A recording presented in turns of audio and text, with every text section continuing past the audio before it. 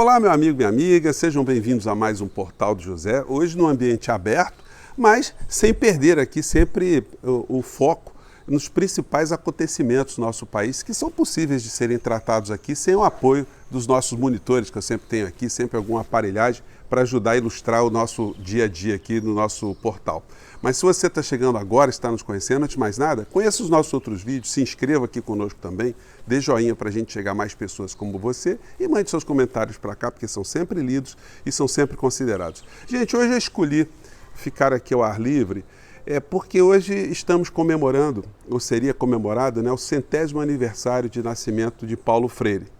Esse personagem que é tão desconhecido ainda da maior parte do povo brasileiro e que tem funcionado de uma forma muito negativa nas bocas, nas falas desse pessoal todo que chegou até o governo aqui no nosso país. Que não entendem nada de educação, não entendem nada do que é bom para um povo, do que é bom para a reflexão crítica dos jovens, dos adultos, enfim. E ficam o tempo todo criticando, satanizando Paulo Freire como se ele tivesse conseguido colocar no nosso país o seu método. O método de educação crítica, que tem sido objeto de estudos no mundo inteiro. Se você pesquisar o nome Paulo Freire no Google, você vai ver ele associado às maiores pesquisas em pedagogia e educação no mundo.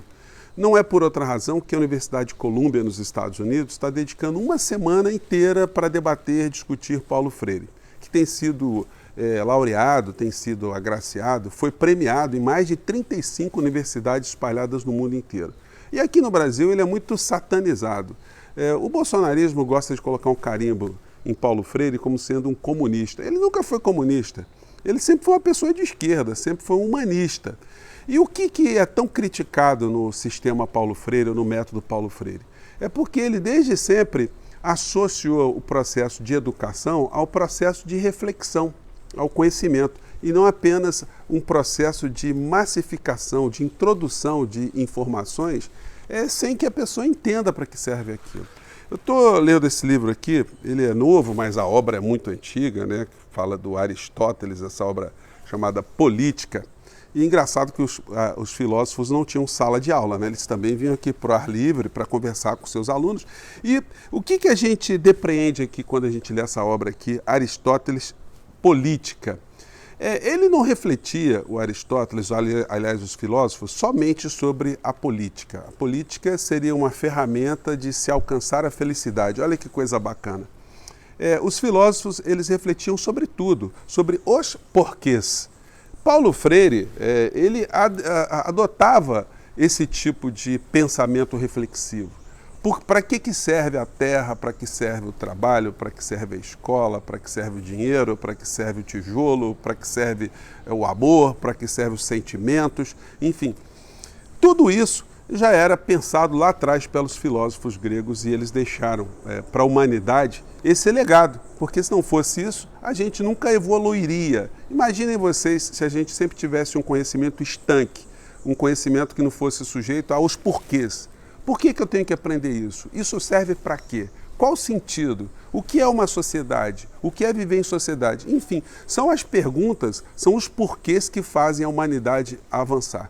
E aqui no Brasil, esse pessoal que está no poder, eles são contra os porquês. Eles querem pegar alguns dogmas da cabeça deles e introjetarem na sociedade como sendo algo definitivo. E isso, felizmente, está indo embora. E hoje no Brasil a gente está vivendo uma situação muito interessante, é o aspecto positivo aqui hoje do nosso encontro, que eu queria ressaltar com vocês. Nós vivemos, nos últimos meses, muitas apreensões aqui no Brasil. Muita gente preocupada, será que vai ter golpe? A gente falou isso no nosso encontro de ontem. Imagens vindo por todos os lados, mensagens ameaçadoras, áudios misteriosos de figuras não identificáveis, sempre com verdades absolutas, com informações de bastidores, que nós teríamos uma ruptura, enfim. Isso causou muitos temores, muitas angústias, muitas apreensões. Sobretudo de nós que estamos isolados, a gente estava, muitos de nós, na quarentena, sem saber o que de fato poderia estar acontecendo no mundo real. Isso criou uma série de apreensões. Mas a sociedade brasileira, em sua grande maioria, também vivenciou uma situação muito curiosa. A gente estava sentindo que nós estávamos enfermos e com a enfermidade a gente começou a fazer alguns exames e a gente ficou apreensivo. aguardando o resultado dos exames que seriam publicados ou seriam nos entregues no dia 7 de setembro, no dia 8 e seguintes. Então, quando a gente está doente, no nosso plano individual, e a gente faz exames, a gente fica apreensivo também. Quando vem o resultado e o resultado é melhor do que a gente estava esperando, ou seja, a gente estava com temor que a gente tivesse uma doença e ela não se confirmou ali, é uma maravilha, é uma situação ótima. Isso não significa que a doença está curada, a gente vai ter que tratar a doença de todo modo. A mesma coisa está acontecendo no nosso país, no tecido social, no organismo social. Nós estávamos pensando que nós estávamos com uma doença muito séria, uma doença incurável que nos levaria a resultado pior. A gente fez os exames e os exames nos mostraram que não era tão grave assim, mas o organismo ainda está doente e a gente precisa tratar desse organismo. Por outro lado, olha que interessante, uma minoria, uma parcela que ainda segue o presidente da República, eles estavam achando que nós estávamos diante de uma situação muito grave e que o resultado dos exames no dia 7 de setembro trariam uma cura. Então essas pessoas, como elas tiveram um resultado pior dentro dessa ilusão, dessa perspectiva, eles estão muito frustrados no dia de hoje e eles estão agora tentando alimentar algum tipo de discurso, algum tipo de método, de meta, absolutamente no campo do imaginário. Eles estão procurando seus fantasmas para cima e para baixo. E não vão encontrar, eles vão ficar tentando dizer que o problema no Brasil é o comunismo, por exemplo, é o Paulo Freire, a doutrinação nas escolas, essa bobajada toda que eles ficam falando, e vão se dar conta que o preço do feijão no supermercado, o preço do combustível, o preço da energia elétrica, os preços do nosso dia a dia estarão piores.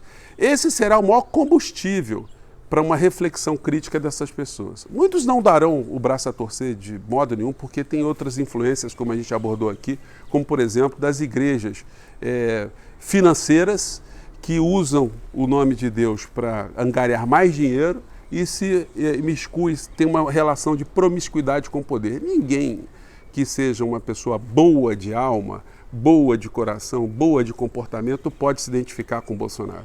Porque o Bolsonaro, de fato, é a encarnação de algo muito negativo que a gente tem na espécie humana. E aí, fazendo uma ponte, essa coisa negativa da espécie humana estará nos representando agora no discurso da abertura da ONU, agora nessa semana. É possível a gente fazer algumas profecias, já que essa expressão está sendo tão utilizada? E a gente pode acertar essa profecia? Gente, olha, depois vocês vão ver esse programa que eu estou falando com vocês aqui. Vejam daqui a 1, 2 semanas para vocês verem se eu errei aqui. O discurso de Bolsonaro será absolutamente ridicularizado.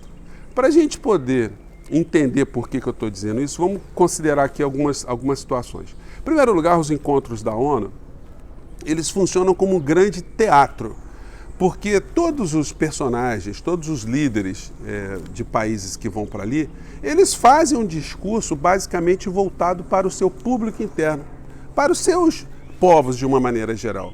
Porque o mundo real, a Realpolitik, como os alemães dizem, ela é traçada por trás dos bastidores.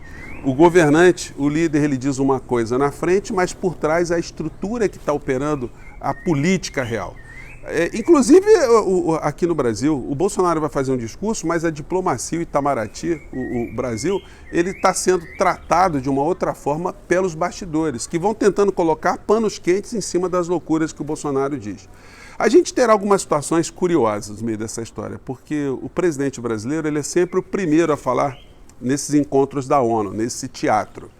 E logo na sequência fala o anfitrião do país que está recebendo o encontro, no caso os Estados Unidos. Então vai falar o Bolsonaro e depois vai falar o Biden. Gente, eu estou muito curioso para saber se o Biden vai querer falar com o Bolsonaro. Se a gente não vai assistir depois notícias do tipo que Biden nem estava no ambiente na hora que o Bolsonaro estava falando. A gente vai ver notícias do tipo, Biden evitou se encontrar com o Bolsonaro. Eu posso estar errado, mas eu acho que é muito difícil alguém querer se encontrar com o Bolsonaro. E, gente, tem uma coisa também muito curiosa. O Bolsonaro ele está aproveitando essa ida dele para a ONU para fazer a única coisa que ele está fazendo nos últimos tempos, que é a campanha eleitoral. O discurso dele não será um discurso voltado para o mundo, porque o mundo não está escutando o Bolsonaro. O Bolsonaro é uma espécie de macaco-tião em férias nos Estados Unidos. Eles vão passar 4 dias lá com uma comitiva de 18 pessoas e a diária que cada um recebe está em torno de R$ 2.500, portanto R$ 10.000 no bolso para cada figura que está lá, aqueles generais que adoram um trem da alegria e vão querer fazer compras lá nos Estados Unidos. É para isso que eles estão indo lá, é para isso que nós estamos pagando essa gente. Eles são absolutamente ridicularizados no mundo inteiro, desde as últimas falas do Ernesto Araújo, que era contra a ONU. Esse pessoal do bolsonarismo, eles são contra os órgãos multilaterais porque eles dizem que isso faz parte de um clube de Bilderberg, é o globalismo, é a política vindo de fora para dentro. Então o Ernesto Araújo, que já foi muito ridicularizado, a Damares, que falou também em encontros paralelos, foi também muito ridicularizada, a mesma coisa acontecerá com o Bolsonaro. Ou será que alguém no mundo imagina que os líderes mundiais não são informados pelos seus diplomatas, pelos seus embaixadores, pelos CEOs das empresas multinacionais que têm algum interesse aqui no nosso país, pelos jornalistas, pelos brasileiros que estão fora do Brasil e que passam a imagem do que está acontecendo de fato aqui no nosso país? Gente, nós temos o Paulo Freire, que é um escritor super considerado, inclusive pelo Fórum Econômico Mundial, que estava pedindo que Bolsonaro não fosse recebido lá se não fosse vacinado. Então ele vai ser um personagem, uma persona que vai ser objeto de ridicularização. Todos os organismos de informação, de inteligência, estão mostrando a quantas anda a popularidade do Bolsonaro, a quantos andam os discursos irracionais, os discursos que têm provocado morte aqui no nosso país. Todos eles têm a avaliação que o Bolsonaro está em final de mandato, que ele está acabando o mandato dele. E a possibilidade dele conseguir uma reeleição está ficando cada vez menor por conta de tudo isso que a gente está conversando aqui. Então, dá para a gente fazer algumas previsões daqui para frente? Dá. Bom, e o impeachment de Bolsonaro? Sai ou não sai? Gente, se o Bolsonaro resistiu até agora com mais de 600 mil mortos, porque esses números aí no nosso país estão subdimensionados, ainda não se tem um número exato das pessoas que morrem alguns meses depois por conta das sequelas provenientes da Covid. A causa-morte de muitos brasileiros não está constando como Covid, mas a causa natural, a enfermidade natural, foi que acarretou esse sofrimento e um resultado morte mais à frente. Então, já era para ele ter sofrido impeachment há muito tempo, porque ele está sendo protegido, como eu enfatizo sempre aqui, por conta dos interesses econômicos que os grupos de interesse que operam aqui no nosso país, o interesse que essa gente tem de manter a economia do nosso país nas mãos dos gangsters que estão hoje comandando o nosso país na área da economia. Nós vamos ver até 2022 notícias como essas aqui. Ó. Já peguei um pedacinho de jornal aqui para falar com vocês. Notícias que vão sempre jogar uma pílula de otimismo na gente. Como essa aqui, mãos à obra, imóveis e saneamento impulsionam geração de vagas na construção civil. E aí você fala assim, puxa vida, o Brasil está melhorando, nós estamos encontrando rumo. E você acha que o problema econômico que você tem, o teu problema, é um problema individual, porque as coisas estão melhorando no mundo, estão melhorando no Brasil, mas só você que está tendo dificuldade para comprar o seu feijão, comprar o seu arroz, comprar a sua carne, enfim. E isso causa uma espécie de conformação das pessoas nas suas casas, como diz Noam Chomsky, que eu tenho até divulgado aqui o seminário que ele vai fazer aqui no Brasil, e eu queria até, mais uma vez, reforçar com vocês, se você quiser ter informação sobre esse seminário de Noam Chomsky, a descrição do nosso vídeo está colocada aí. O encontro inicial que a gente vai ter aí vai ser muito interessante, encontro promovido pelos meus amigos lá do ICL. Então, vale a pena você conhecer. Bom, mas feito esse parênteses aqui, enfim, o que nós vamos ter ao longo de 2022, 2021 e 2022? Bom, se eles seguraram, se o sistema segurou o Bolsonaro até agora para manter a economia no rumo que ela está indo, a tendência é eles continuarem da mesma forma. Paulo Guedes será o último a abandonar o barco, porque Paulo Guedes é representante dos interesses dessa gente toda. Não é à toa que nós estamos perdendo direitos a todos os instantes, a todos os dias, para que o caixa do governo fique recheado, para que essa montanha dos recursos públicos do nosso país fique girando a ciranda financeira nacional e internacional. Vamos nos lembrar sempre que o sistema financeiro bancário brasileiro, internacional e nacional são sempre os setores que ficam imunes a essas crises aqui no nosso país. Se o Brasil está crescendo zero e os bancos estão tendo ganhos a cada trimestre, está saindo dinheiro de uma classe, está saindo dinheiro de um cidadão para pequenos grupos econômicos. E o Bolsonaro, nesse contexto, o macaco Tião em Nova York com seus outros chimpanzés, são muito úteis e ninguém está preocupado com o Brasil. Essa gente, os pequenos batedores de carteira que chegaram até a presidência da República, eles se locupletam, eles se satisfazem com esse tipo de patifaria, de viajarem às nossas custas para representarem o Brasil de uma forma negativa, mas para encherem os bolsos de dinheiro e suas sacolas de souvenirs que eles encontram aí pelo mundo afora. Gente, eu vou ficando por aqui. Como eu disse a vocês, apesar de tudo que nós estamos vivendo, provavelmente será a última aparição de Bolsonaro com alguma representatividade ainda, porque a próxima ele já estará perto de ser expelido do poder e a gente vai poder pensar em ter um novo representante do nosso país, falando coisas que sejam consideradas. O discurso dele vai ser um discurso voltado somente para a sua seita, para as pessoas aqui dentro do nosso país, e certamente a avaliação será uma avaliação que o discurso foi vergonhoso, foi mentiroso, ele contradisse a nossa realidade, enfim, não vai mudar absolutamente nada. Gente, eu fico por aqui, um grande abraço, até o nosso próximo encontro. Tchau!